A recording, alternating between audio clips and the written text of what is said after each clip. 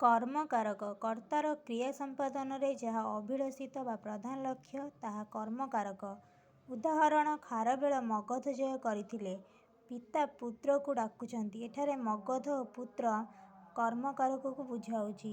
କରଣକାରକ କ୍ରିୟା ସାଧନ ପାଇଁ କର୍ତ୍ତାର ଯେ ପ୍ରଧାନ ସହାୟତା ତାହାକୁ ବୁଝାଉଥିବା ପଦକୁ କରଣକାରକ କୁହାଯାଏ। ଉଦାହରଣ ସ୍ୱାଗତିକା ତୂଳୀରେ ଚିତ୍ର ଆଙ୍କୁଛି।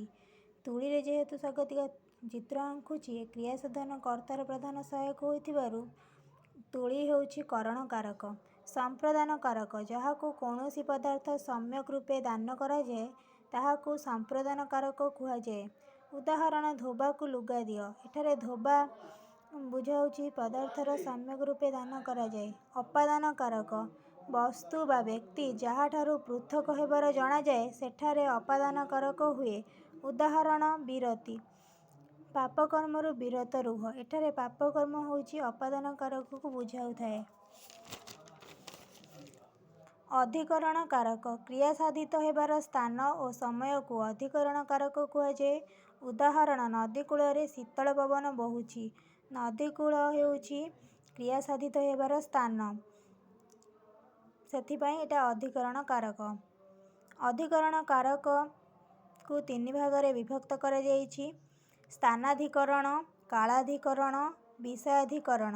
ସ୍ଥାନାଧିକରଣ ହେଉଛି ଯେଉଁ ପଦ ଦ୍ୱାରା କ୍ରିୟା ସାଧିତ ବା ସମ୍ପନ୍ନ ହେଉଥିବା ସ୍ଥାନକୁ ସୂଚାଇଥାଏ ତାହା ସ୍ଥାନାଧିକରଣ। ଯଥା ଆକାଶରେ ଚନ୍ଦ୍ର ଉଦୟ ହେଲେ ଆକାଶ ହେଉଛି ସ୍ଥାନାଧିକରଣ।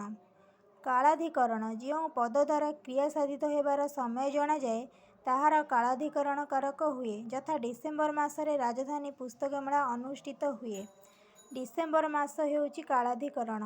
ବିଷୟାଧିକରଣ ଯେଉଁ ପଦରୁ କ୍ରିୟା ସାଧିତ ହେବାର ବିଷୟ ସମ୍ବନ୍ଧରେ ସୂଚନା ମିଳେ ତାହାର ବିଷୟାଧିକରଣ କାରକ ହୁଏ। ଯଥା ଡକ୍ଟର ସର୍ବପଲ୍ଲୀ ରାଧାକ୍ରିଷ୍ଣନ ଦର୍ଶନ ଶାସ୍ତ୍ରରେ ଗଭୀର ଜ୍ଞାନ ଥିଲା।